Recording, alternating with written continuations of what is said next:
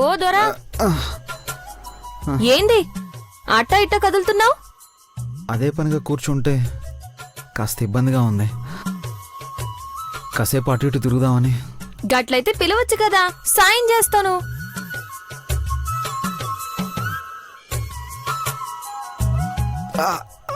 అక్క నేనే చూలే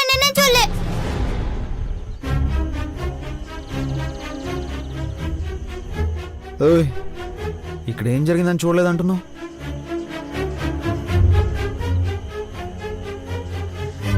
హలో, నువ్వేంటి సిగ్గుపడిపోతున్నావు? ఏం లేదురా, మా సంపంగంధానికి పడిపోయినావేమో అని. అక్కడ పడిన దానికే ఇంకా లేవట్లేదు, ఇక్కడ పడ్డం కూడానా? అవుదరా, నీకు పెండ్లైందా?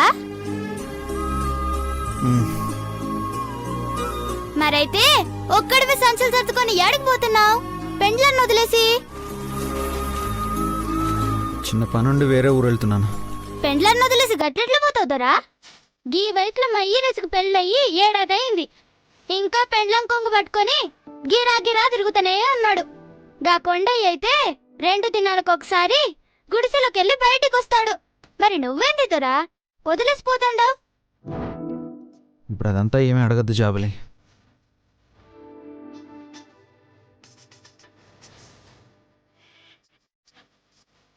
అడగొద్దు అన్నావంటే ఏదో పెద్ద కథే ఉండదు. మాతో చెప్పరాదు దొరా, దోస్తానంటే గింతేనా? చెప్పు దొరా, పెండ్లమంటే ఇష్టమా లేదా? ఎందుకు ఇష్టం లేదు? చాలా ఇష్టం, చెప్పలేనంత. మరైతే జగడమేంది? ఓ పని చేయడం తప్పని తెలిసి కూడా చేసింది, అందుకే కోపం వేసి మాట్లాడడం లేదు. గంతేనా? గా మాత్రం దానికే మాట్లాడడం మానేసినవా? అరే, తప్పులన్నిటివి అందరూ చేస్తారు దొరా. గట్లయితే నేను రోజుకి 100 తప్పులు చేస్తా. మా అమ్మ అయ్యా లేకపోయినా మా ముసలోళ్ళు మా సంపంగి నన్ను గుండెల్లో పెట్టుకొని చూసుకోవట్లా? మన గుండెల్లో ఉండేటోళ్ళు ఎంత పెద్ద తప్పు చేసినా తప్పు అనిపించకూడదు దొరా.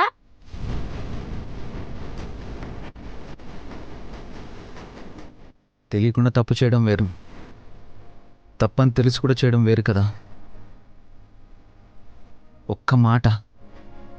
ఒక్క మాట నాతో ముందే చెప్పుంటే నేనే ప్రాబ్లం సాల్వ్ చేసి ఉండేవాడిని.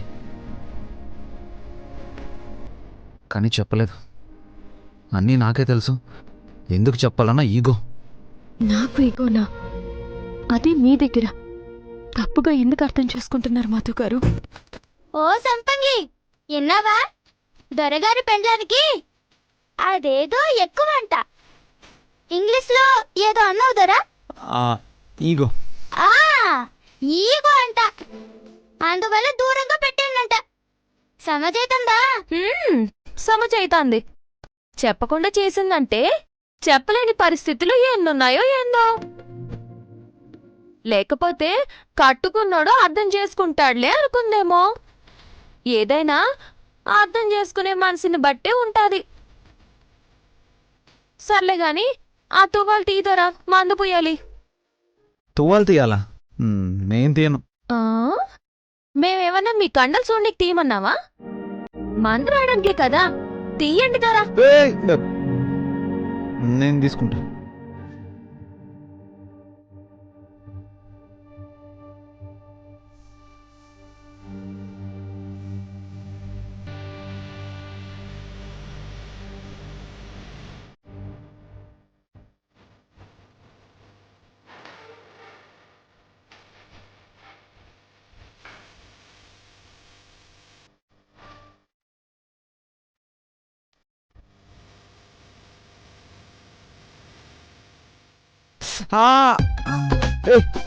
ఏం చెయ్యి అలా లాగేస్తున్నావు? మందు పట్టాలి కదరా, రోగం కుదరాలి కదా. అబ్బా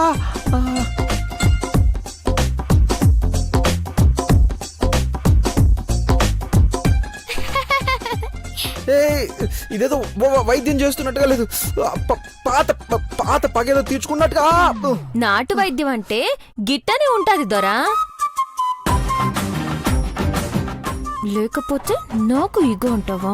చెప్తాను నీ సంగతి. అవుదరా, ఎట్లానో నీ పెండ్లంతో జగడం ఉంది కదా. సంపంగి కూడా మిమ్మల్ని బానే చూసుకుంటుంది కదా దొరా. గదేదో సంపంగానే పెళ్లి చేసుకోవచ్చు కదా.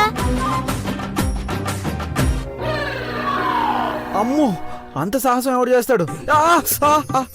ఏదైనా తేడా వస్తే జాయింట్ పీకేలా ఉంది.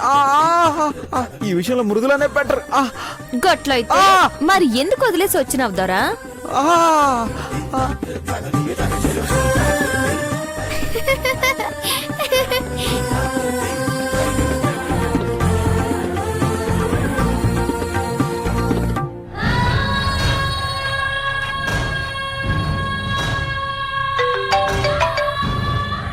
ఏంది సరియో ఇప్పుడు గుర్తొచ్చిందా?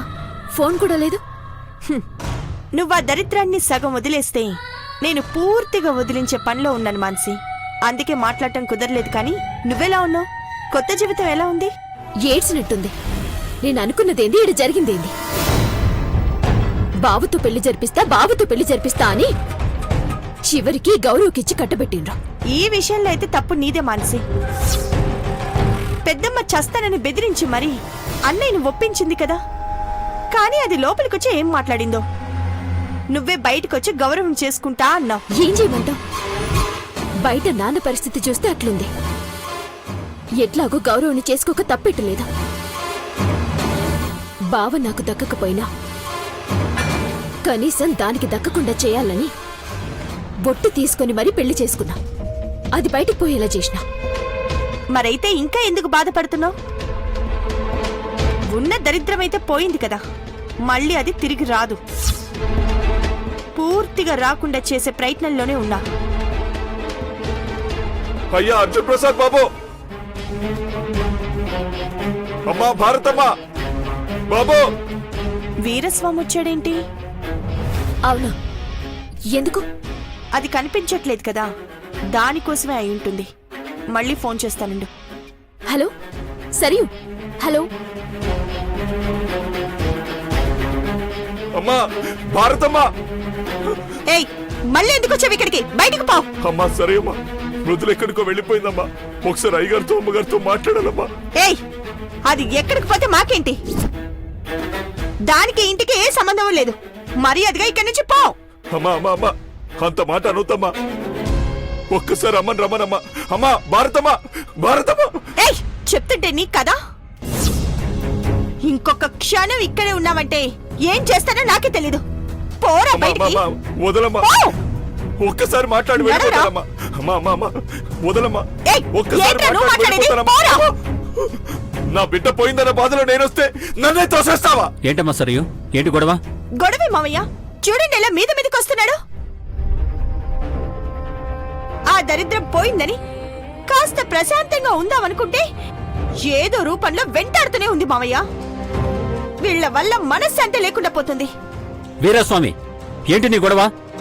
మళ్ళీ ఈ చుట్టుపక్కలకి రావద్దని చెప్పాను కదా, అర్థం కావట్లేదా? అయ్యా అయ్యా, నేను గొడవ పడ్డానికి రాలేదయ్యా. మృదుల కనిపించట్లేదయ్యా.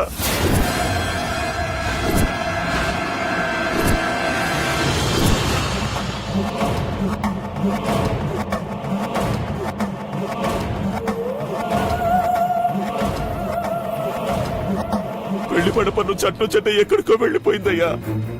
అన్ని చోట్ల వెతికాం, చివరికి ఈ ఉత్తరం దొరికిందయ్యా. నేను ఇంకెప్పటికీ రాను, నా కోసం ఎత్తుకొద్దని ఇందులో రాసి పెట్టిందయ్యా.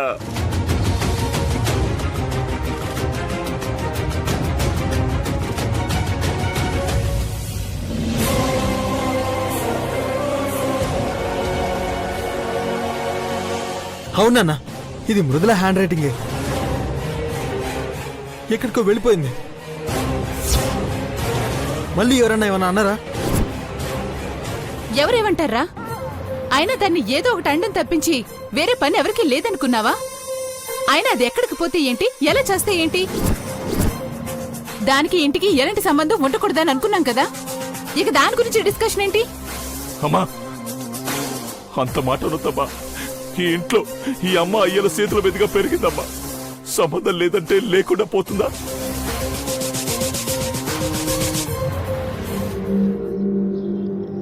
ఏంటయ్యా బిడ్డ కనిపించట్లేదంటే కొంచెం కూడా కదలిక లేదు.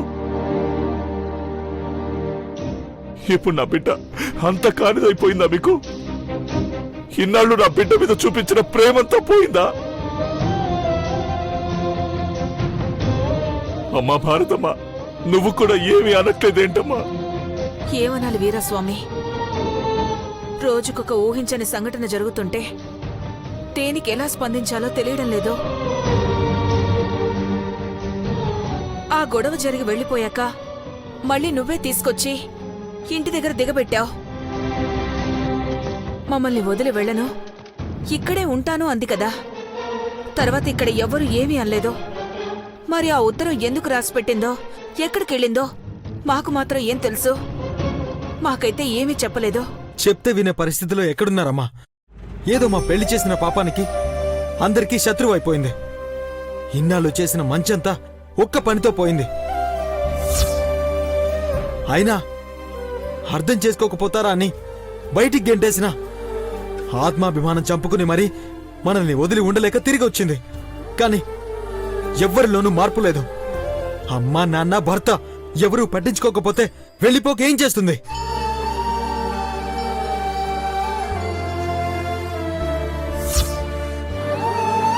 మృదులకేమన్నా జరిగినా తను కొంచెం బాధపడినా కూడా ఆ పాపం మనదేనన్నా. ఏంటి అది కనిపించట్లేదనేసరికి మళ్ళీ సింపతి వచ్చేస్తున్నట్టుంది. ఇప్పుడు ఏమాత్రం కరిగినా మళ్ళీ దాన్ని తీసుకొచ్చి ఇంట్లో పెట్టుకుంటారు. అయ్యా, నా బిడ్డకి మీరే లోకమయ్యా. మీరే అక్కర్లేదనుకుంటే తప్పించి మిమ్మల్ని వదిలి వెళ్ళదయ్యా. జరగకూడదేదో జరిగిందయ్యా.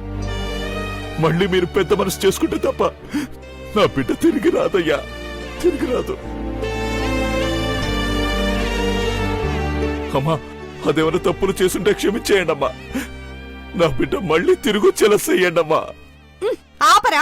ఏ తండ్రి కూతుళ్ళు కలిసి కొత్త నాటకాలు మొదలు పెట్టారా? సరే, మృదుల కనిపించట్లేదని బాధతో వస్తే నాటకాలు అంటావేంటి? బావా, ఏదో మీ పెళ్లి చేసింది కదా అని అదేదో మంచిదన్నట్టు మాట్లాడొద్దు. నన్ను దెబ్బతీయడానికి నిన్ను పావుగా వాడుకుంది అంతే. అమ్మా, కానీ దానికి తిరిగి దెబ్బ తగులుతుందని ఊహించలేకపోయింది.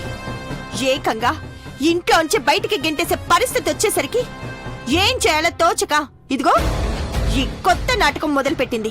అమ్మా, నాటకాలేం కాదమ్మా. మృదుల నిజంగానే కనిపించట్లేదమ్మా. నోర్మోయ్! ముందు కాళ్ల వేళ్ల పడి బతిమాలింది. అయినా కరగకపోయేసరికి ఇదిగో ఇలా కనిపించలేదు, ఏమైపోయిందో తెలియదని కొత్త నాటకాలు మొదలుపెట్టింది. అప్పుడు ఎంత కోపం ఉన్నా ఎగిరిపోతుంది. ఎక్కలేని సానుభూతి వచ్చేస్తుంది కదా.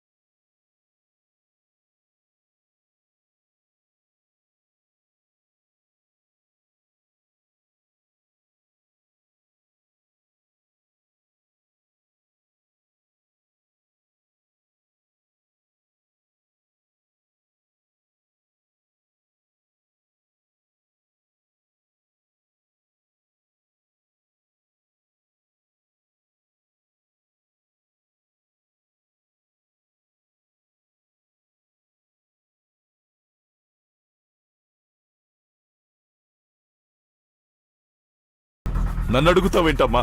నీ మనస్సాక్షిని అడుక్కో. కానీ చేసిన పాపం ఊరికే పోదమ్మా. నా బిడ్డ ఉసురు తప్పక తగులుతుంది. ఏం కూసావరా?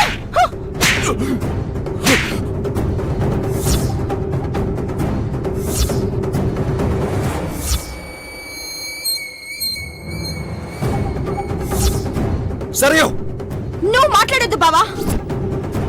ఈ రోజు నా జీవితం ఇలా తయారవడానికి కారణం వాడి కూతురే. మరి నా ఉసురు దానికి తగలాలా, దాని ఉసురు నాకు తగలాలా? అవకాశం ఇస్తున్నాం కదా అని నోటికొచ్చినట్టు మాట్లాడుతున్నాడు. రేయ్, ఇంకొక క్షణం ఇక్కడే ఉన్నామంటే చంపేస్తాను. పోరా బయటికి. అయ్యా అయ్యా అయ్యా అయ్యా, నా బిడ్డయ్యా. మామయ్య, మిమ్మల్ని అత్తయ్యని చూస్తే ఇలాగే రెచ్చిపోతాడు. మీ మంచితనం వీడికి అలసైపోతోంది. ముందు మీరు లోపలికి వెళ్ళండి. వెళ్ళండి వెళ్ళండి. అయ్యా అయ్యా అయ్యా, నా బిడ్డయ్యా. అయ్యా అయ్యా. ఇంకా అయ్యా అమ్మ అంటావేంటి? మళ్ళీ ఈ చుట్టుపక్కల కనిపిస్తే నీ కాళ్ళెరగొడతా. వెళ్ళ. అత్త వెళ్ళమని చెప్పారు కదా, వెళ్ళిపోతారు. బాబాయ్, మృదులకేం కాదు. ఎక్కడున్నా నేను తీసుకొస్తాను. మీరు ధైర్యంగా ఉండండి. అమ్మా మృదులా, మృదులా, ఎక్కడికి వెళ్ళిపోయావమ్మా? అమ్మా మృదులా, ఎక్కడికి వెళ్ళిపోయావమ్మా?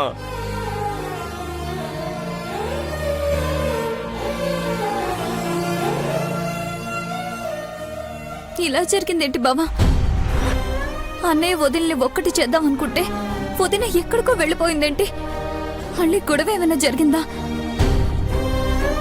లేకపోతే అన్నయ్య ఏమైనా అన్నాడా? ఎక్కడుందో, ఎన్ని బాధలు పడుతుందో తలుచుకుంటేనే చాలా భయం వేస్తుంది బావా. ఇదేదో వీళ్ళు చేసిన పని తనయ, కానీ బావని మృదులని విడదీయడం వీళ్ళ తరం కాదు తనయ. వాళ్ళు ఒకరి కోసం ఒకరు పుట్టారు. ఎక్కడున్నా ఒకరి కోసం ఒకరు ఆలోచిస్తారు.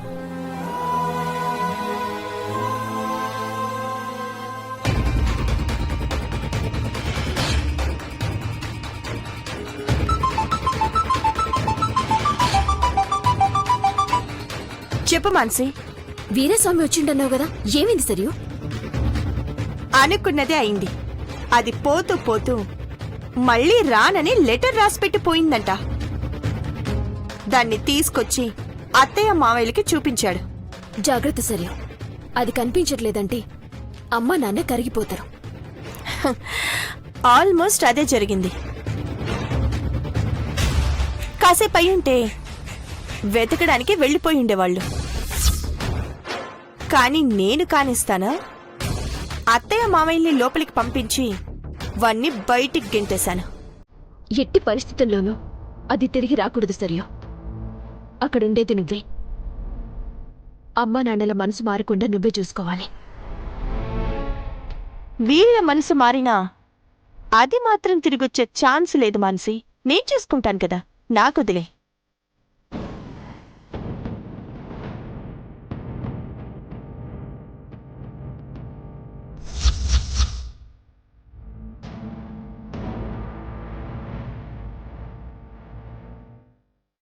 ఎంత ప్రయత్నిస్తున్నా ఒక్క చిన్న క్లూ కూడా దొరకట్లేదురా. ఫ్రెండ్స్, ఆఫీస్ మొత్తం అందరినీ అడిగాం. అయినా వదినికి ఇల్లే లోకం రా. ఎప్పుడు ఎక్కడ ఎవరితో కలిసి ఉన్నది లేదు. ఒక ఐడియా, వదిన బ్యాంక్ ట్రాన్సాక్షన్స్ ని ట్రేస్ చేస్తే ఎక్కడ అమౌంట్ విత్డ్రా చేసుకుందో తెలుస్తుంది కదా. అప్పుడు ఆ ఏరియాలోనే ఫోకస్ చేయొచ్చు. ఏదేమైనా అన్నయ్య ఊరి నుంచి వచ్చే లోపు వదిన ఇంట్లో ఉండాలి. ఇద్దరూ మళ్ళీ కలిసి సంతోషంగా ఉంటే చూడాలరా. ఉంటానైతే.